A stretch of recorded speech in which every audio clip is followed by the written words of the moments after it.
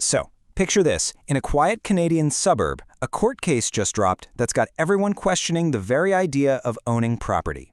It's a wild story that starts with a simple letter and ends with a question that could shake up the economy for the entire country. All right, just imagine for a second. You get a hand-delivered notice about the home you've lived in for years, the property you own, and it suggests that someone else might have a totally legal claim to it. How would you feel? Well, that's exactly the shocking reality for residents like Bal Both. He was one of about 125 property owners in Richmond, BC, who got a notice from the city about a court ruling that completely turned their world upside down. So let's really get into what happened here. So where did all this come from? Well, the whole thing blew up because of a pretty bombshell BC Supreme Court decision that was handed down on August 7, 2025. And this wasn't some quick hearing. It was the result of one of the longest trials in the province's history, lasting over 500 days.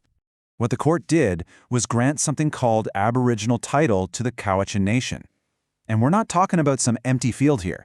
This is a huge 7.5 square kilometer piece of Richmond. It's a fully developed area with homes, farms, even a golf course and businesses. Okay, so to really get why this is such a big deal, we got to quickly talk about how property ownership works in Canada. Most homeowners have what's called a fee simple title. Think of it as the gold standard of ownership. It gives you exclusive rights to your property, and it's the very foundation of our entire real estate system. And then on the other side of the coin, you have what's called Aboriginal title. Now, this is a unique, constitutionally protected right for Indigenous peoples, and it's based on their use and occupancy of land from way before the Crown ever showed up. And here's the key part. It also grants the right of exclusive use and occupation. And this is where it gets really tricky. This is the absolute heart of the conflict. The court said that both of these titles, fee simple and Aboriginal title, each promising exclusive rights, can exist on the very same piece of land at the same time. The judge basically said that when the Crown handed out these private properties, it was an unjustifiable infringement on the Cowichan's Aboriginal title. This creates a huge legal paradox. I mean, it threatens the very certainty our whole economy is built on. So you're probably asking, how on earth did we get here? How can two different groups have a claim to the same exact property? Well, this didn't happen overnight. It's a story that goes back over 100 years. Yeah, this whole case is really all about history. The Cowichan Nation started this legal battle back in 2019 to get back land they call their traditional village. Now, the court itself noted that their ancestors had left the area about 150 years ago. After that, from 1871 to 1914, the Crown granted all of that land to settlers as private property. And that historical timeline led right to this massive 500-day trial and its shocking outcome. But here's a detail in all of this that is, frankly, stunning and has made a lot of people furious. During that huge 500-day trial, the court was asked twice to let the private property owners know what was going on, since it was their land at stake. The court said no. So the people living there had absolutely no clue that the rights to their own homes were being debated in a courtroom. Now, usually with a court ruling, you expect to have a clear winner and a clear loser, right? Well, not this time. This decision was so bizarre and created so much confusion that pretty much everyone involved is appealing it. First up, you have the City of Richmond.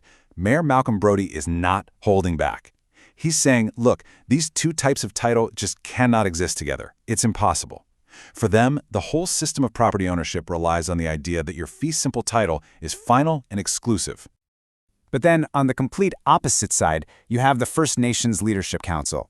They're arguing that this idea of coexistence isn't a threat at all. In fact, they say it's the only way forward for reconciliation, and that it's a necessary step to fix historical wrongs.